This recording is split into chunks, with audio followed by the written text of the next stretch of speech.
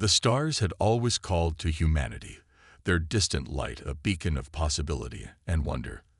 On the day everything changed, Dr. Sarah Chen stood in the control room of the Lunar Observatory, her dark eyes fixed on the incoming data stream that would forever alter humanity's understanding of its place in the cosmos. "These readings can't be right," she whispered, though her trembling fingers told a different story. The object approaching Earth's solar system moved with obvious purpose, its trajectory too precise to be natural. Within hours, every major observatory on Earth confirmed her findings.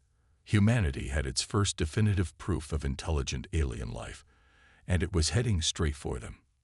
The vessel, eventually designated as the Visitor, established orbit around Earth 3 months later. Its metallic surface gleamed with an iridescent sheen unlike any material known to human science. World leaders gathered in emergency sessions while the global population held its collective breath. First contact came not with violence, but with a message of peace. The Arcturians, as they called themselves, presented themselves as members of an advanced civilization, seeking to welcome humanity into a greater galactic community. Their tall, crystalline forms and melodic speech captivated Earth's population. Admiral James Harrison, commander of Earth's newly formed First Contact Division, couldn't shake his unease despite the seemingly peaceful nature of the encounter. 20 years of military service had taught him to trust his instincts, and something about the Arcturian story didn't add up. "They're too perfect," he argued during a closed-door UN session. "Every answer is exactly what we want to hear. Every technology they've shown us is precisely what we hope to see. It's like they're reading from a script designed to win our trust." His warnings went unheeded. The Arcturians offered to share their advanced technology, promising to help humanity solve its energy crisis, cure diseases, and reach the stars. World governments eagerly signed treaties and opened their borders to Arcturian advisors. The truth revealed itself 6 months later, when the Arcturians' true nature emerged. Their peaceful overtures had been a carefully crafted deception, designed to infiltrate Earth's defensive infrastructure and disable it from within. The attack came without warning. Orbital defense platforms, built with Arcturian assistance, turned their weapons earthward. Communication networks crashed as hidden viruses activated. Military bases housing Arcturian advisors became ground zero for devastating attacks. But humanity had one advantage the Arcturians hadn't counted on: the capacity to learn from history. Admiral Harrison's skepticism had led him to maintain a segregated, hardened command and control network, independent of Arcturian influence. When the attack came, Earth wasn't completely defenseless. The first wave of the invasion claimed millions of lives, but humanity's response was swift and unified. Ancient rivalries dissolved in the face of extinction. Nations that had once pointed nuclear weapons at each other now turned their combined arsenal against the common enemy. Dr. Chen, working from a bunker deep beneath the Rocky Mountains, made the crucial breakthrough. The Arcturians' crystalline biology had a fatal flaw. Specific frequencies of electromagnetic radiation could disrupt their neural patterns. It wasn't enough to win the war, but it gave humanity its first real weapon against the invaders. The price of this knowledge was steep. The Lunar Observatory, her life's work, was one of the first targets destroyed in the invasion. But as she watched the data from the first successful deployment of her discovery, she knew every sacrifice had been worth it. Admiral Harrison coordinated the global counterattack from the U.S. Constitution, one of the few carriers that had escaped the initial strike. "They thought we'd be easy prey," he transmitted to all Earth forces. "They thought we'd roll over and die. Show them what humanity does when backed into a corner." The Battle of Low Earth Orbit marked humanity's first major victory. Improvised weapons based on Dr. Chen's discovery, mounted on whatever spacecraft could be modified in time, tore through the Arcturian fleet.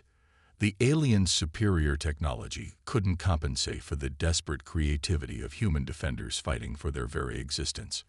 But this was just the beginning. The Arcturians retreated, but not in defeat, only to summon reinforcements. As the first wave of alien ships disappeared into the depths of space, humanity knew it had won its first battle, but was now engaged in a war for survival. Earth's population centers lay in ruins. Millions were dead or missing, and the enemy would return with greater numbers. Yet in bunkers and bases around the world, humanity began to prepare. The Arcturians had given them their first glimpse of advanced technology, and human engineers and scientists worked feverishly to understand and improve upon it.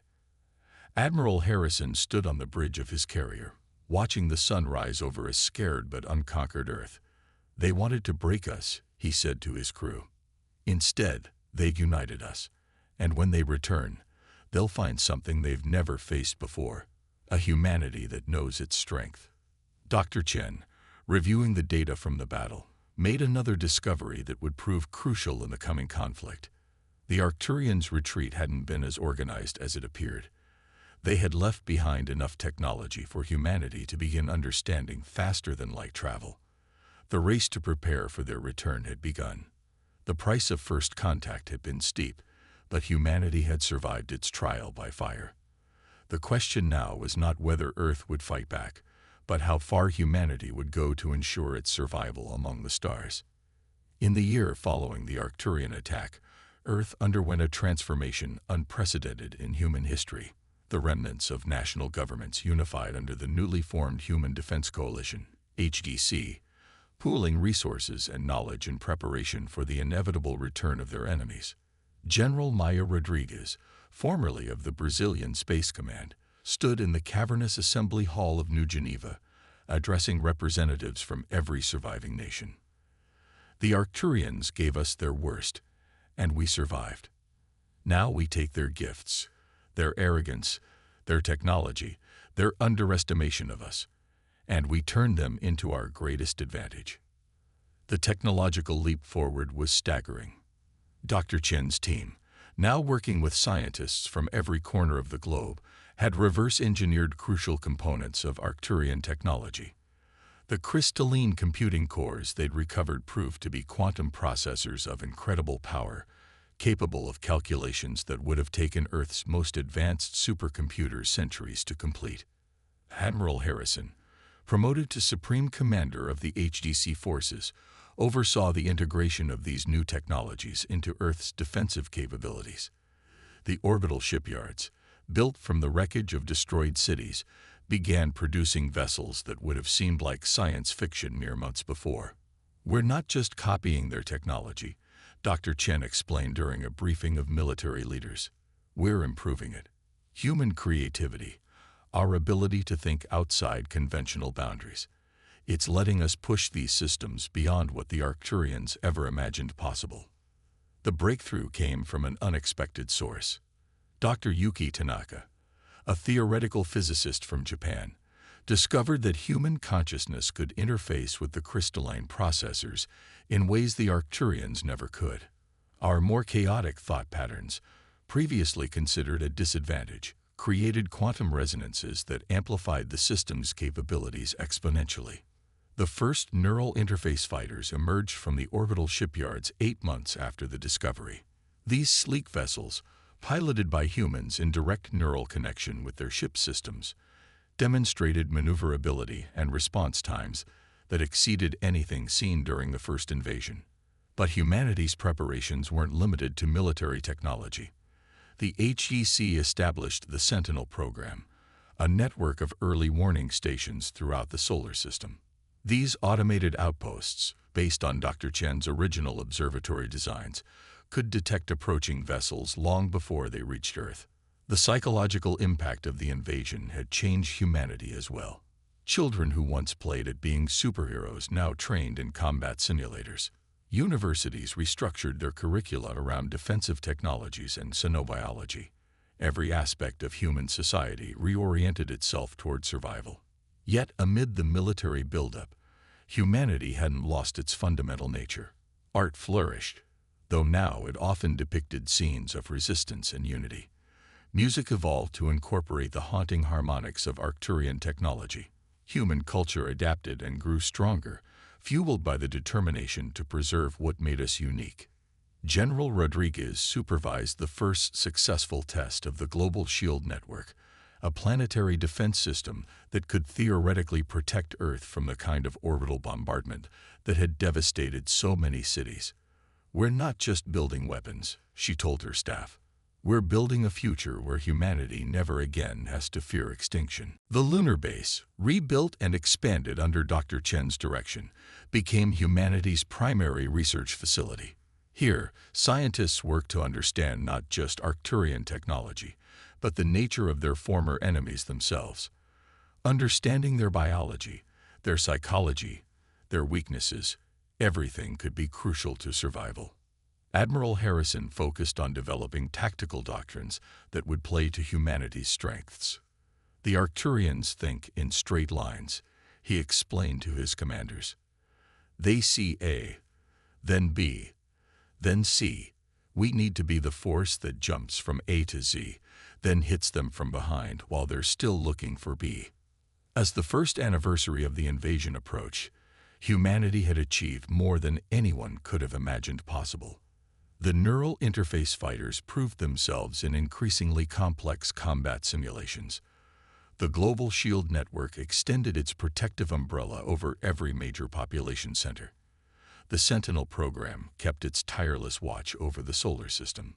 But the greatest achievement wasn't technological. It was psychological. Humanity had awakened to its potential, to its strength. The fear that had gripped Earth in the aftermath of the invasion had transformed into steely determination.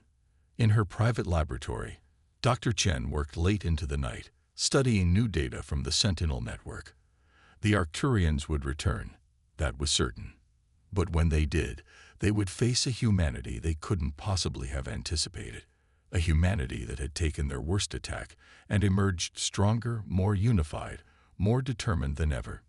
The awakening of humanity's potential had begun. The only question was whether it would be enough when the enemy returned. The Sentinel network detected the returning Arcturian fleet exactly 18 months after their retreat. This time, the approaching armada was massive, nearly 10 times the size of the first invasion force. But humanity was ready. Admiral Harrison stood on the bridge of the HDC flagship Defiance, Earth's first true battleship. "All stations report combat readiness," he commanded, his voice carrying to every vessel in the combined human fleet. The neural interface fighters moved into formation, their pilots' minds merged with their craft's systems. Dr. Chen monitored the battle from Lunar Command, her fingers dancing across holographic displays as she analyzed the approaching enemy fleet. "Something's different about their formation," she noted. "They've adapted their tactics based on their last encounter with us." The Arcturians struck first, launching a massive barrage of energy weapons at Earth. But the Global Shield Network, the product of countless hours of engineering and sacrifice, held firm. The crystalline beams splashed harmlessly against the electromagnetic barriers, their energy dissipated and redirected. General Rodriguez coordinated the counterattack from her command center in New Geneva. "Execute Operation Thunderbolt," she ordered. Across Earth's orbital space, hidden weapons platforms activated, revealing humanity's first surprise for their returning enemies. The quantum destabilizers, based on Dr. Tanaka's breakthrough understanding of crystalline physics, struck the Arcturian fleet like lightning. Dozens of enemy ships shattered, their crews' crystalline bodies disrupted at the molecular level. But this was just the beginning. The neural interface fighters proved their worth in the chaos that followed. Human pilots, their consciousness expanded through their neural links, outmaneuvered the rigid, predictable patterns of Arcturian ships. What the aliens gained in numbers, they lost in adaptability. "They still think in straight lines," Admiral Harrison observed as he watched the battle unfold. "Break formation. Let them see how humanity fights." The human fleet dissolved into what would have appeared to be chaos to any observer, but was actually a carefully choreographed dance of destruction. Dr. Chen's latest discovery proved crucial in the battle's next phase. The Arcturians communicated through crystalline resonance, a vulnerability once their location was known. A focused burst of electromagnetic energy from the lunar base disrupted their command and control network, throwing their fleet into disarray.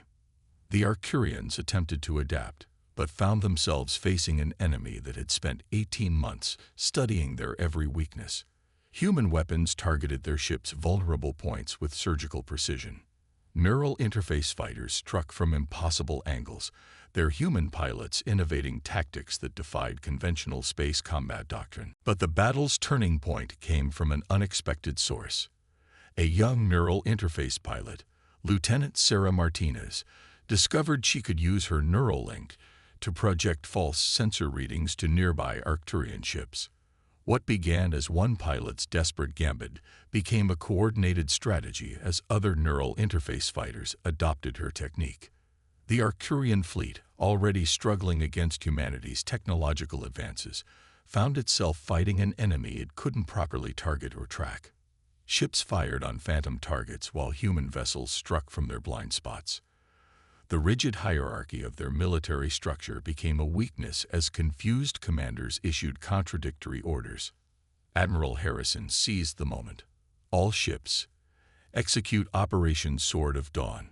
The Defiance and its escort fleet drove straight into the heart of the Arcturian formation, their weapons blazing. The enemy's sophisticated shields proved useless against weapons specifically designed to bypass them. From her position at Lunar Command, Dr. Chen watched as the battle turned into a rout.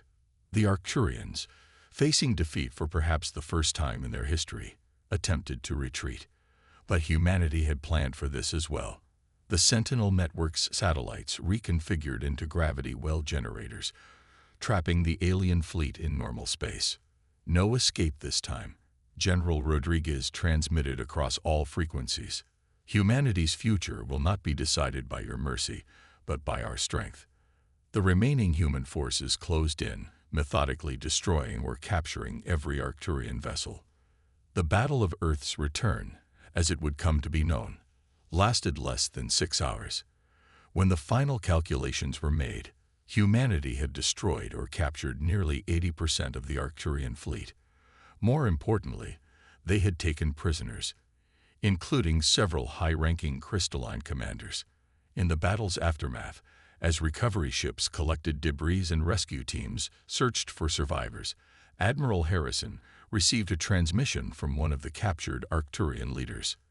The crystalline being's message was simple: "We underestimated you. Again. This will not happen a third time." But the Admiral's response spoke for all humanity. "You're right. Because this time, we're not stopping at defense. Humanity is coming for you." The interrogation of captured Arcturian commanders revealed a truth that changed everything. They weren't the only advanced civilization in the galaxy. More importantly, they weren't even the most powerful, just the most aggressive in this sector of space. Dr. Chen worked tirelessly with her team to decode the vast amount of stellar cartographic data recovered from captured ships. There are dozens of spacefaring civilizations within 1,000 light-years, she reported to the HDC Council. Some of them have been watching us, waiting to see if we'd survive the Arcturian threat. The first contact with another alien species came 3 months after the Battle of Earth's Return. The Meridians, a species of energy beings who had long opposed Arcturian expansion, sent an envoy to Earth. Their arrival was markedly different from the Arcturians, a single ship, openly declaring its intentions, requesting permission to approach. Admiral Harrison met with the Meridian ambassador aboard a neutral station in lunar orbit. The being of pure energy, contained within an environmental suit, spoke with genuine respect. "Your victory over the Arcturians has done what no other species has managed in 10,000 years. It has given hope to those they have oppressed." The strategic implications were immediately apparent to General Rodriguez.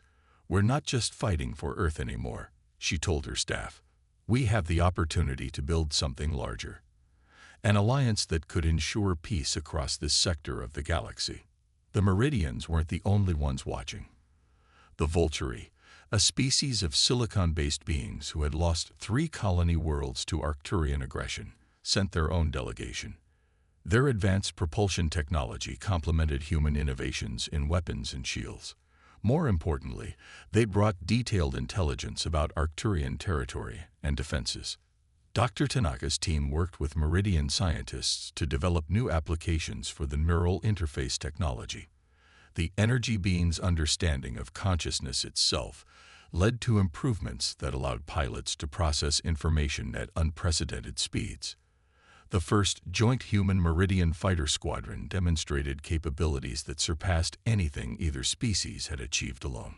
The Vulturi contributed their expertise in asteroid mining and space construction, helping humanity establish forward bases in preparation for a push into Arcturian space.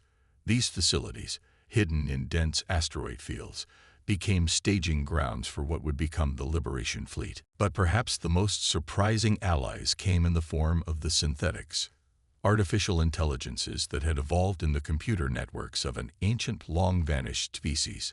They had observed humanity's creative use of technology with great interest and offered their vast computational capabilities to the Alliance. Admiral Harrison, coordinating with representatives from each allied species, developed battle plans that utilized each race's strengths. The Arcturians maintained power through isolation, he explained. They kept their subjected species from communicating, from uniting. That ends now. The Alliance, as it came to be known, grew rapidly. Species that had lived in fear of Arcturian reprisal for generations saw an opportunity for freedom. Each new member brought unique technologies, perspectives, and resources to the cause. Dr. Chen found herself working with the most diverse scientific team in human history. Meridian energy manipulation, Vulturi materials science, synthetic data processing, and human innovation combined to create technologies that would have seemed like magic just years before. The cultural exchange was equally revolutionary. Humanity learned of galactic history spanning millions of years. Art, music, philosophy, and science flourished as different species shared their knowledge and perspectives. Earth's cities, rebuilt from the invasion, became meeting points for dozens of alien races. General Rodriguez oversaw the integration of Allied forces into a coherent military structure. Neural interface fighters were adapted for Vulturi pilots, while Meridian energy beings learned to coordinate with human tactical systems. The synthetics provided real-time strategic analysis and coordination across the entire fleet. Lieutenant Martinez, now commander of the 1st Multinational Fighter Wing, worked with pilots from 3 different species. "We're stronger together," she told her squadron. "Each of us has something unique to contribute, and together we're creating something entirely new."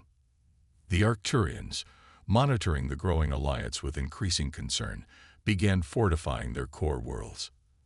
Their attacks on border colonies became more frequent but less effective as Allied forces coordinated their defensive efforts.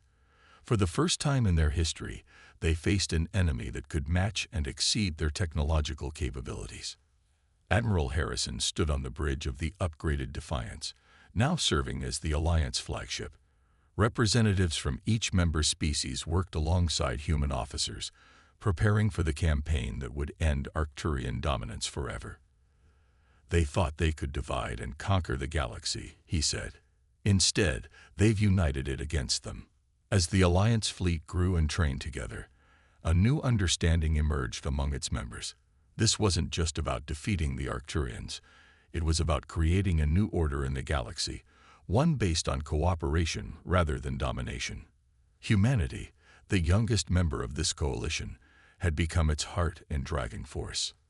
The final campaign against the Arcturian Empire began not with a massive assault, but with silence.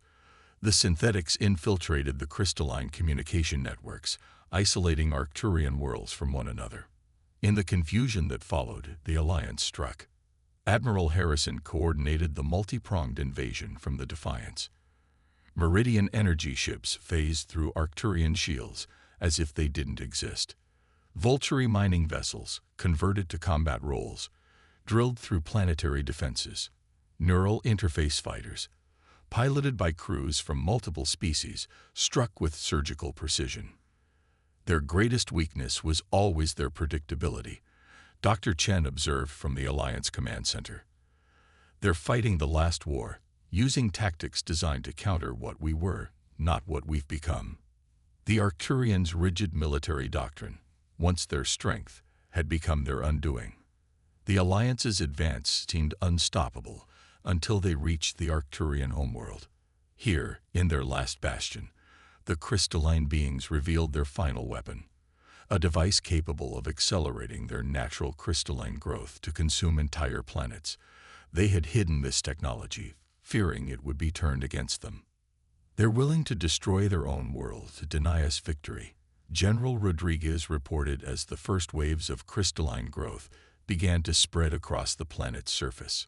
The growth patterns suggest they'll convert all organic matter into crystalline structures within hours. But humanity's greatest strength had always been its ability to innovate under pressure. Dr. Tanaka, working with meridian energy specialists and synthetic analysts, realized the crystalline growth could be reversed using modified neural interface technology. The process that allowed humans to connect with their ships could be adapted to override the crystal's expansion. The cost would be high. The interface would require direct neural contact, meaning the pilots would have to land on the surface. Commander Martinez volunteered to lead the mission. "We didn't come this far to watch another world die," she said, preparing her modified neural interface fighter for atmospheric entry. The battle for the Arcturian homeworld became a race against time.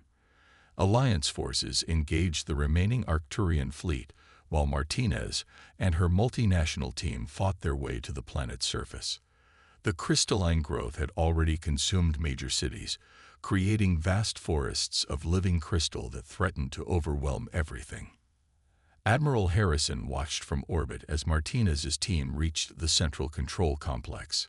Whatever happens next, he transmitted to all Alliance forces, remember that this moment was made possible by cooperation between species that once thought themselves alone in the universe. The neural interface connection, when it was established, exceeded anyone's expectations. Martins and her team didn't just stop the crystalline growth, they communicated directly with it. Through this connection, they experienced the full history of the Arcturian species, understanding at last what had driven them to become conquerors. They were afraid, Martins reported through her neural link. Their crystalline nature made them nearly immortal, but it also made them static, unchanging. They feared that other species' capacity for rapid evolution and adaptation would eventually lead to their extinction. Everything they did was driven by that fear. The revelation changed the nature of the conflict. Through the neural interface, humanity offered the Arcturians an alternative, a way to experience change and growth without fear. The same technology that allowed humans to interface with machines could allow the crystalline beings to safely experience the dynamism they had so feared. The surrender of the Arcturian Empire was announced as the crystalline growth began to recede. But it wasn't just a military victory. It was a fundamental transformation. The Arcturians, for the first time in their long history, were ready to learn rather than conquer.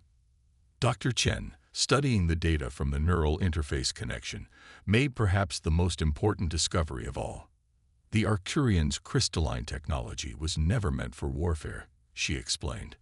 It was originally designed for communication and understanding between species. We've not just ended a war. We've rediscovered a legacy of peace. The Alliance transformed in the aftermath of victory. What had begun as a military coalition became a forum for cooperation and exchange between species. The neural interface technology, refined through contact with the Arcturians, became a means of sharing experiences and understanding across the barriers of biology and culture. Admiral Harrison, standing on the observation deck of the Defiance, watched as ships from 24 species worked together to rebuild what the war had destroyed. "This is humanity's true victory," he said to his mixed crew of humans and aliens.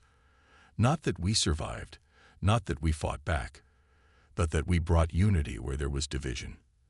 The new dawn that rose over the galaxy was unlike anything any species had imagined. Humanity, the youngest civilization among them, had done more than prove its strength. It had shown a way forward that benefited all. The stars that had once seemed to hold only threats now promised endless possibilities for growth and discovery. In the end, humanity's greatest achievement wasn't defeating the Arcturians. It was proving that different species could work together, learn from each other, and build something greater than any could have achieved alone. The age of conquest was over. The age of collaboration had begun.